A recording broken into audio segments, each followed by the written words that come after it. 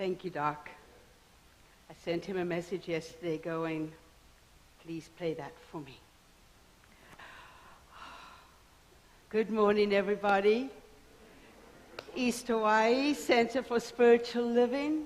Look at your faces. You are magnificent. I am Reverend Beverley Strutt, and I am the spiritual leader here at this beautiful community, and it is my honor and pleasure to be with you today. Oh, it's just so exciting. Every time I drive up on Sunday morning, there's this feeling inside of me that is overwhelming in its way, that it's so exciting and terrifying at the same time, because you have no idea what is actually going to happen. Because we're all people.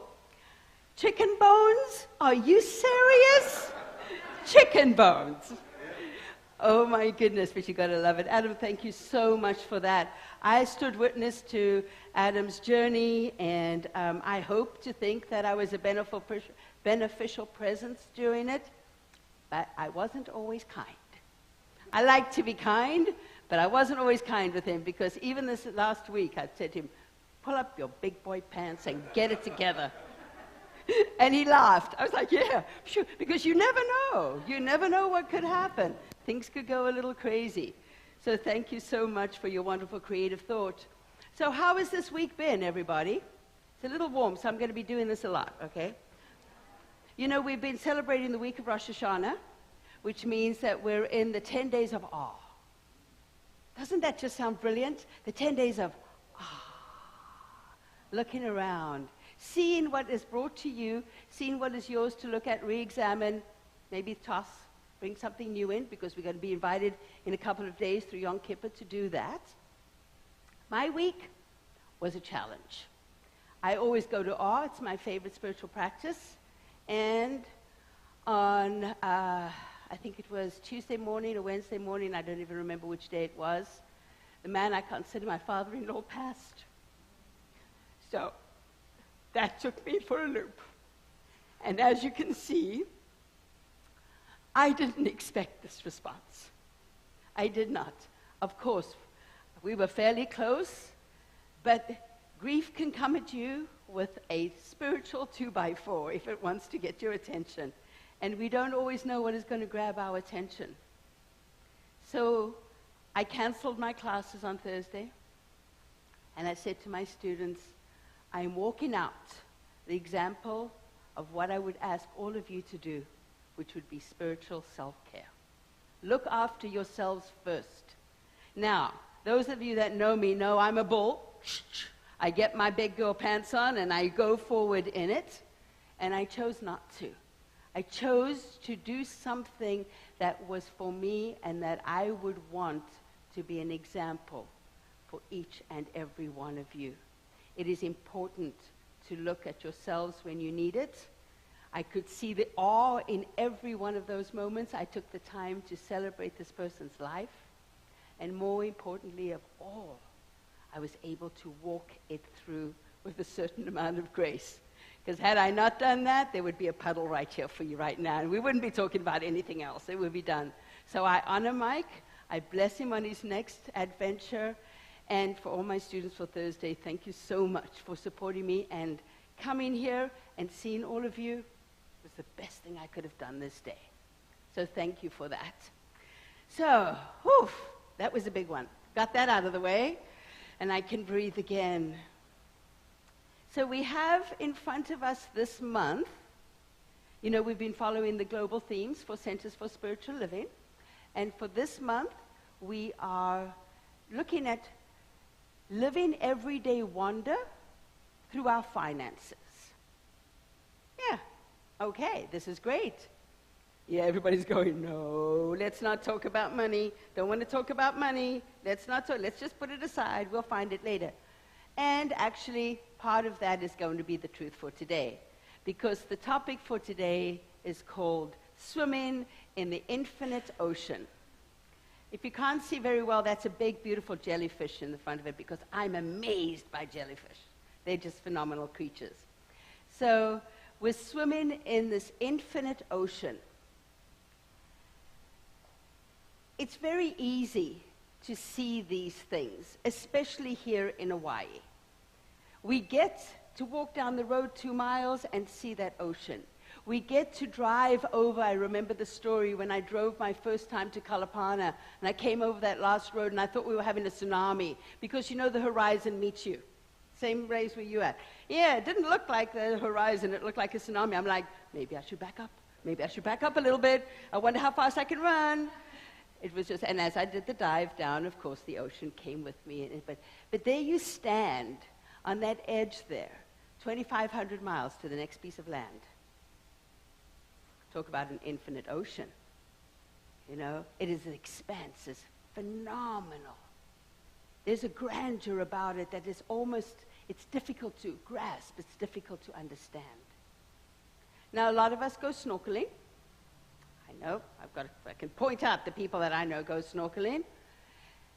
One of my favorite times was snorkeling in Molokini, off the coast there of Kihei.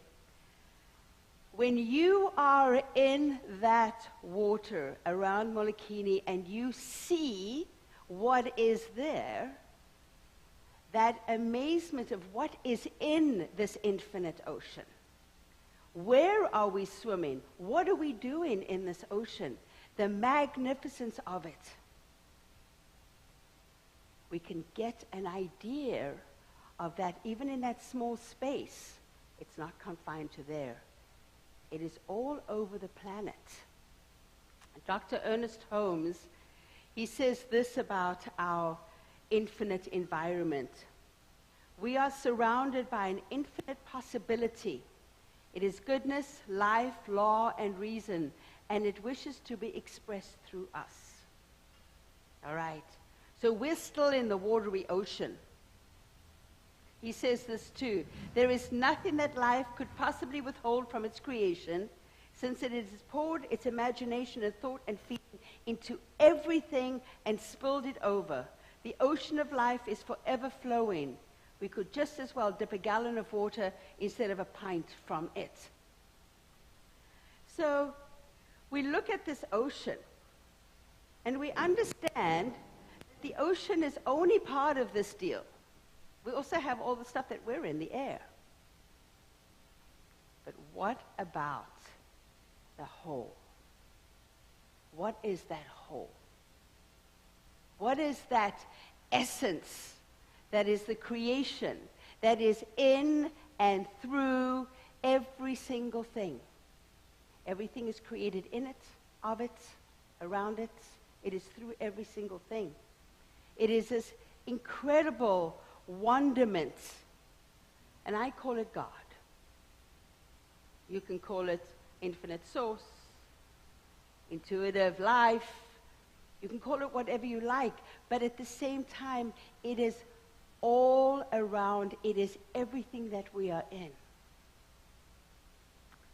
What would it feel like if we could learn for ourselves and about ourselves, if we were to recognize the magnitude of this thing that we live in? We could understand that we live in this energy that we call God. Truly understand it. Not just a little piece over here, not just a little piece over there, but in its wholeness and wonderment. If we could understand that, how would our lives be a little different? So let me take you to this question.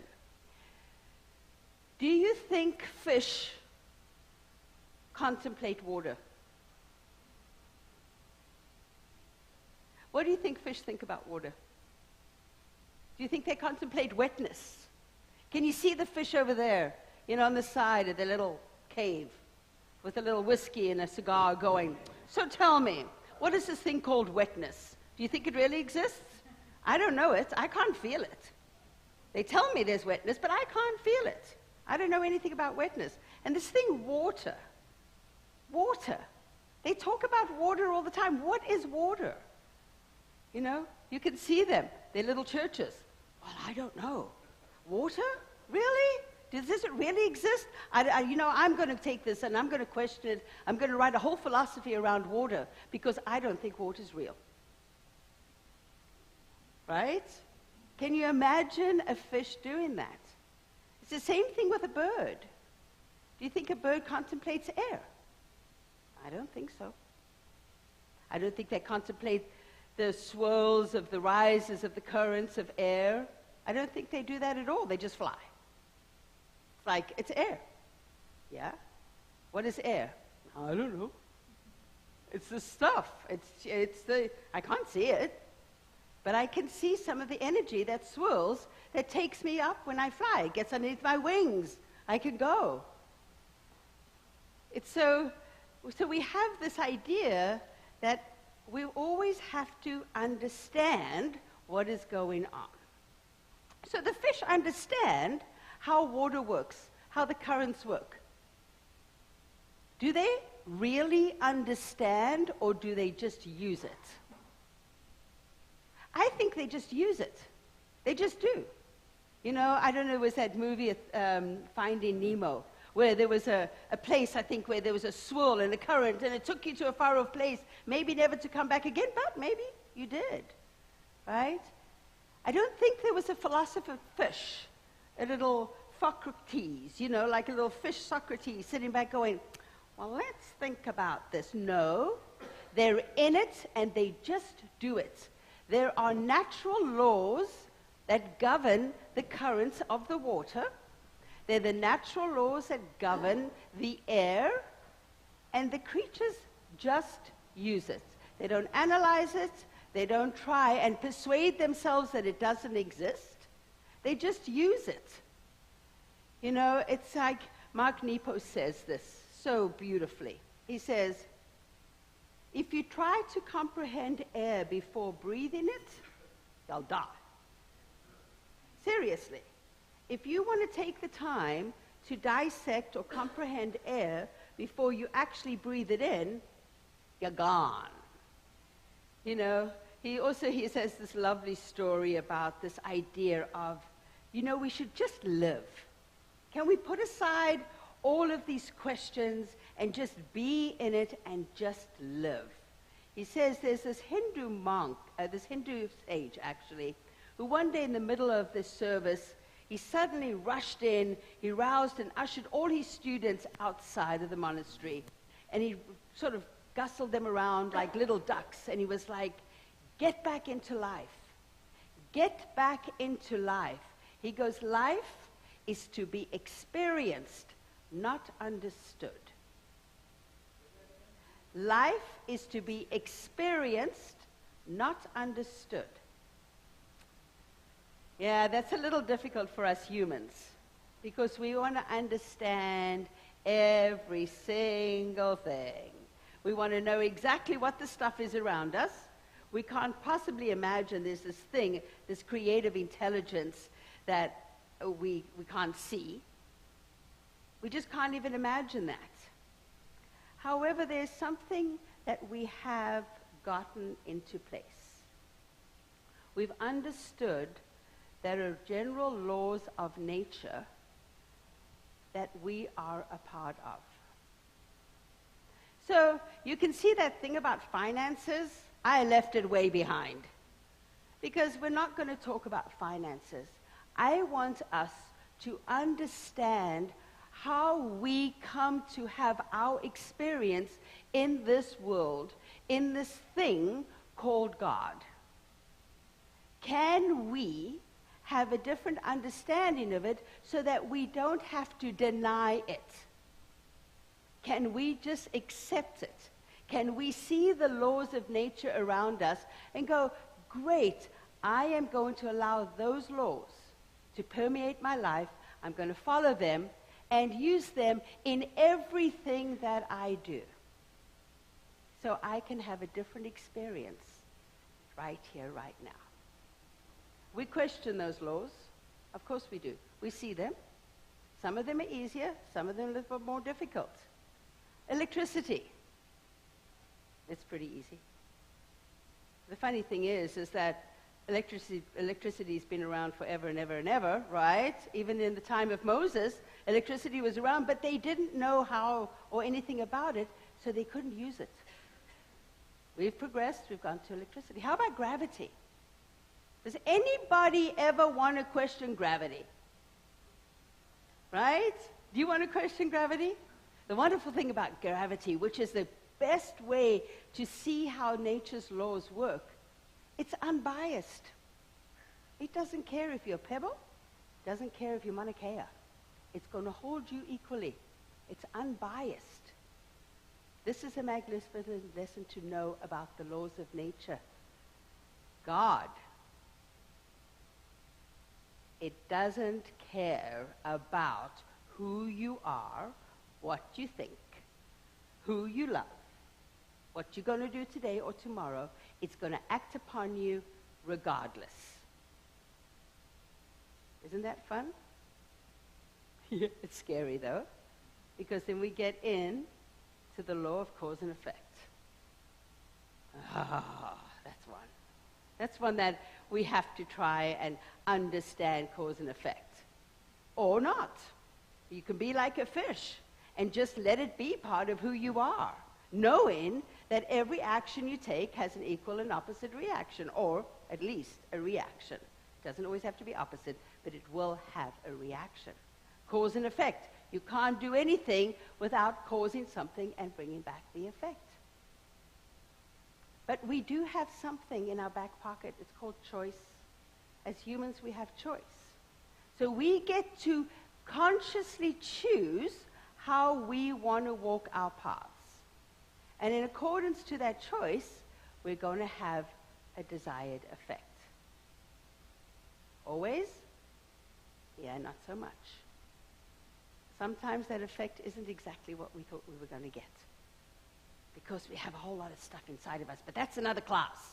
That's the one you've got to come and visit, so we can go through that stuff, right? Find out what's getting in the way of our desired effect. But still, the law of cause and effect is in play all the time. It's just like a current in the water. The fish doesn't know about it, but they use it. Ours is at play whether we know about it or don't. It's always at play. Yeah. And then we just have a lovely visitor, and we always honor all those visitors. Let it fly away. So Dr. Holmes says this: the law through which humans operate is infinite, but humans appear to be finite. That is, they have not evolved to a complete understanding of it. They are unfolding from a limitless potential, but can bring into their experience only that which they can conceive. There is no limit to the law, but there appears to be a limit to humans' understanding of it. As their understanding unfolds, their possibilities of attainment will increase. So here we are blocking ourselves because we're not willing just to surrender. We're not willing just to say, God is everywhere, I am in God, and I know that the laws of God are acting upon me, and I'm going to go with it. Yeah, no. I want to understand how, why, when, where, and what. This is not a bad thing. This has been our progress forward in science, and we want to know how to do it. But can you imagine how wonderful your day could be if you just went, I'm just going to go with it. I'm just going to go with it. I'm not going to ask, where was that first Big Bang? Where did we all come from? What is this thing called God? I'm just going to go, I can see how gravity works. I can feel how electricity works.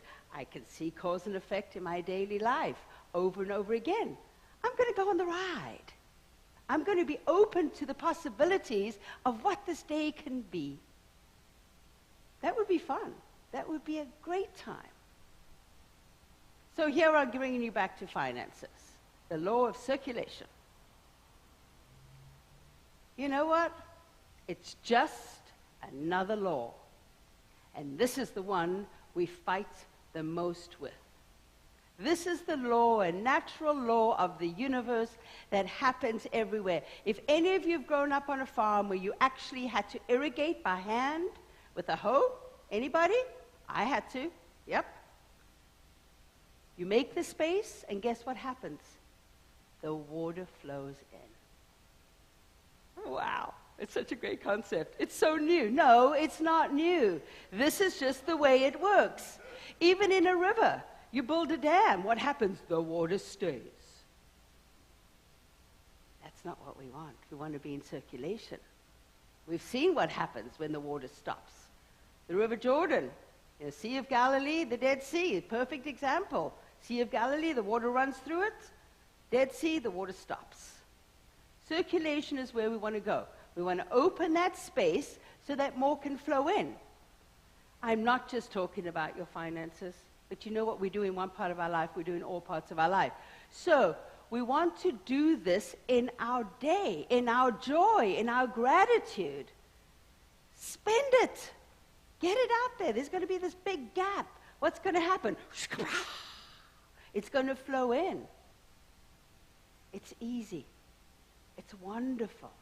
It's generous. It feels so good. And more importantly, it brings you back to that knowingness that we live and have our way in this incredible creative medium that I call God. Everything is working.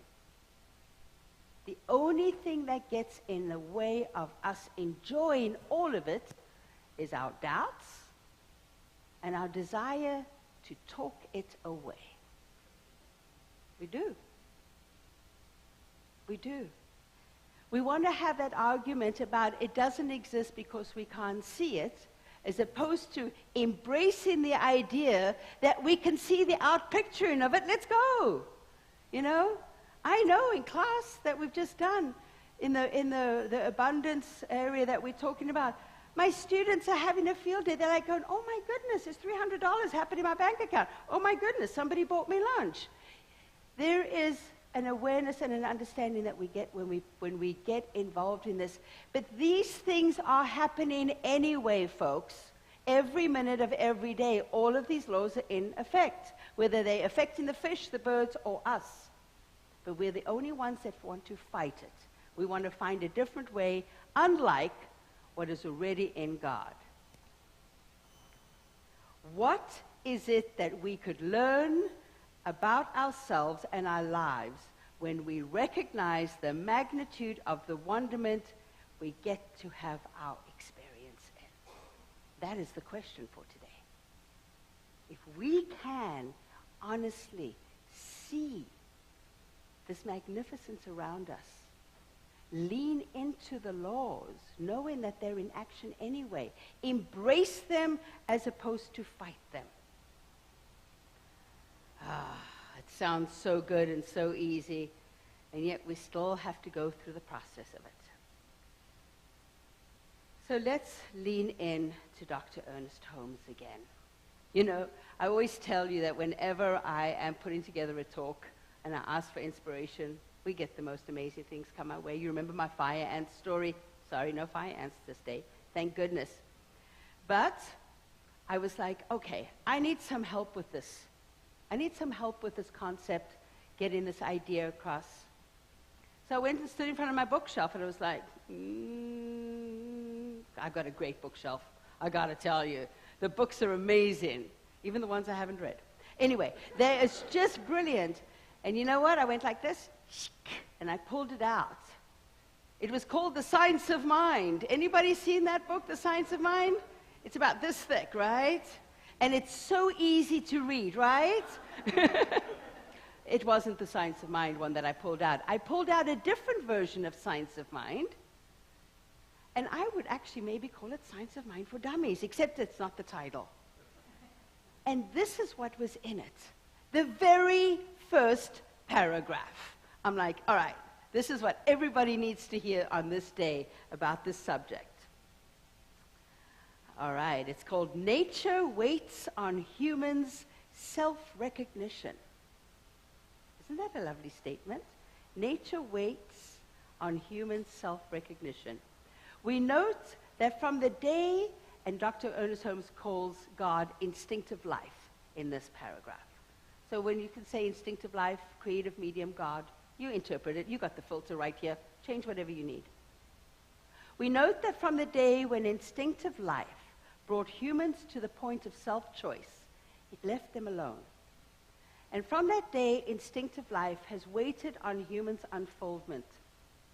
It is true that during all this time, it has carried on the automatic functions of the body and has even silently told humans what to do. But it has left them alone in all other ways. It may and must hold humans as perfect beings, but it also must let them discover this fact for themselves. You're all perfect. You don't have to discover it anymore. I'm telling you, you're all perfect beings right here, right now. During all of this time, however, instinctive life or God must be silently waiting for the great discovery to be made and must always be ready to respond to humans' advancement. Isn't that divine? God is waiting for us to move forward, to say, come on, I got something more for you. Come on, step in. Trust more. Have more faith. I got more. Your advancement, come forward. We note this to be true along the lines of man's progress. For instance, consider the discovery of any of nature's forces. We know that they must have always existed, but so far as man is concerned, they exist to him only after he has discovered and learned how to make use of them. Electricity was a reality in the universe when Moses led the children from Israel from the land of Egypt, but neither Moses nor any of his followers knew anything about it, so they did not receive any benefits from its use. Yeah, but they saw the electricity. They felt the force. They knew it was already there. Hadn't quite got to the place of how to plug it in. It is true of any and all of the natural laws. They've always existed, and as soon as understood, may be used. In this way, instinctive life waits upon man's discovery of the natural laws and his discovery of himself and his relationship to the great whole. If this is so evidently true of all of the forces of the natural world, we must expect to find the same thing to be true in those inner and final forces within humans, within us. It is the unfoldment of these inner forces that we call evolution. So as humans, we want to discover and we want to understand and we want to make use. But my invitation to you is to put that down. There is so much that we already know. There's so much grandeur around us already discovered. Can we put aside the questions? Can we put aside the doubts? Can we put aside this idea that we can't see God, therefore it probably doesn't exist? We don't have to lean into complete faith if you don't want to, but let's walk a direction towards it by just being, by showing up, feeling these magnificent natural laws, watching how they work every single day, and saying, if it works there, it works here too. So we don't say this law works over there, but it doesn't like me, so it ain't going to be working for me. Nope. If it works in one place, it works in another. If we can use it in this area, we can use it in that. So if it's working for the fish, not to contemplate their water, but just to be in it and to experience the magnificence of all that the ocean has to offer, if the birds can do the same thing with air, can we do it too? Can we set aside this desire to grumble and pick apart this thing that we can be in and be God? Or can we show up and be in that wonderment? What would our lives look like? What would we learn about ourselves if we tried to do that? So part of my challenge for you is through the following 2 days of awe. Go back to awe. Go back to seeing the magnificence of the world around you. Go back to laying down the grumbling and I don't think it's that person thinks this, I don't think that. No.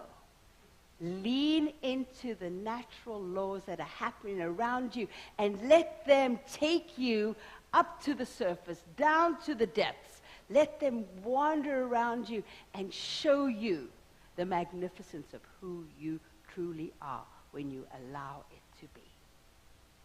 That's my challenge for you today. So in closing, I want to read a little piece for you from Emily Cady. It's from this thing called Lessons in Truth. And it's pretty. It's just pretty. So let's take a breath first. The only way God has of letting us know of its infinite supply and its desire to make it ours is for it to push gently on the divine spark living within each one of us. It wants you to be strong, self-sufficient, man or woman, to have more power and dominion over all before you. So it quietly and silently pushes a little more of itself, its desire, into the center of your being. It enlarges, so to speak, your real self. And at once, you become conscious of the new desire to be bigger, grander, and stronger. This is what I know for each one of us. Let's feel into this divinity and this wonderment that surrounds us to be even more of who we are every day. Thank you. Let's take this to prayer. So we breathe in. We recognize and know that there is only one power, one presence, one universal creative mind, one intuitive life. And I call it God. Recognizing that God is all there is, all that is seen, all that is unseen, omnipotent, omnipresent, ever creating, supplying, supporting, sustaining and maintaining every single expression. There is absolutely nothing else but this, and we get to have our way in it. I know that I am made in it and of it, and as I know this for myself, I know this for every single person right here in the sound of my voice. Knowing that there is nothing left out. There is nothing that we do not have. There is nothing that is not being poured forward to us from the divine right here, right now. Whether it uses gravity to show us how important we are, that it keeps us to the ground. Whether it uses electricity to heat our homes. Whether it uses cause and effect to show us that when we lean into goodness, more goodness comes. Or whether we use circulation, that magnificent law that just supplies us over and over and over again and moves through us and out into the world. It is still God in action in and through and as us. And so I know for each one of us as we walk out this week that we cannot get away from it. We do not want to get away from it, and we cannot, so we lean in deeper. And we are immersed and feel the wonderment of it all right here, right now. And I call it good. And I call it grand. I call it magnificent. I call it brilliant. So I just release this prayer knowing that it is so. And please claim it to me with me by saying, and so it is. Thank you.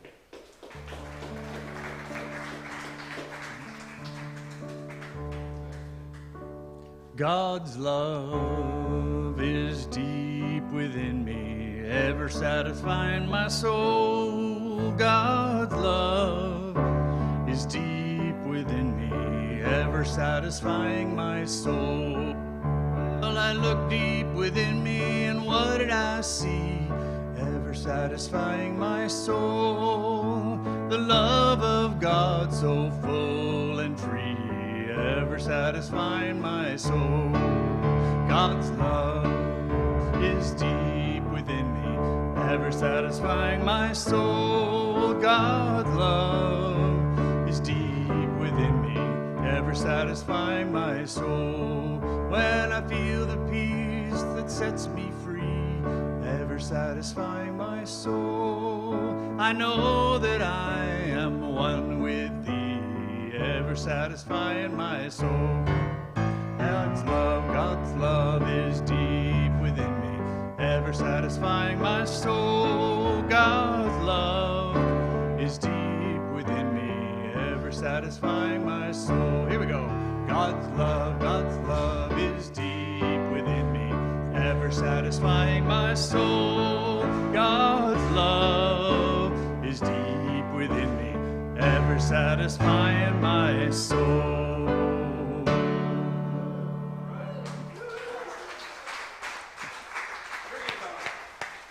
Within me, without, around me, inside, all over, deep in us, wet in us. Let's contemplate the wetness of God. Yes. Doesn't that sound good? All right, it is our time for giving and receiving. Can my giving receivers come up and join me, please? Yay!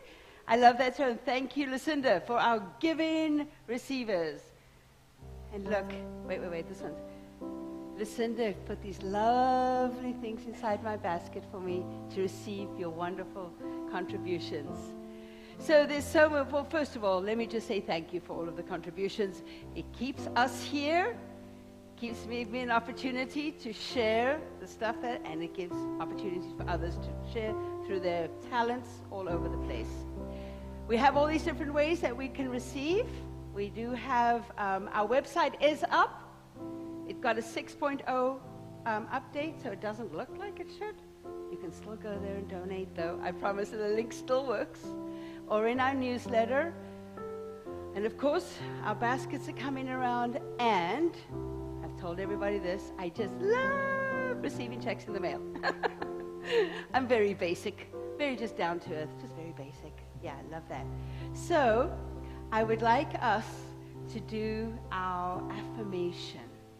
So I'd like you to repeat this after me. If you have a gift that you're giving today, please take it in your hand, on your heart. If you've already given online, please put your hands on your heart, knowing that it is already done and in its work is already in action. So please repeat after me. This gift I give is God in action. I give it in love. I give it in joy. I give it in gratitude. I give it knowing that it is given again. I give it knowing that it is given again. So I graciously give. I graciously give. And so it is. I am so blessed.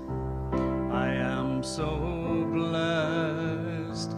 I am so grateful for all that I have. I am so blessed. I am so blessed.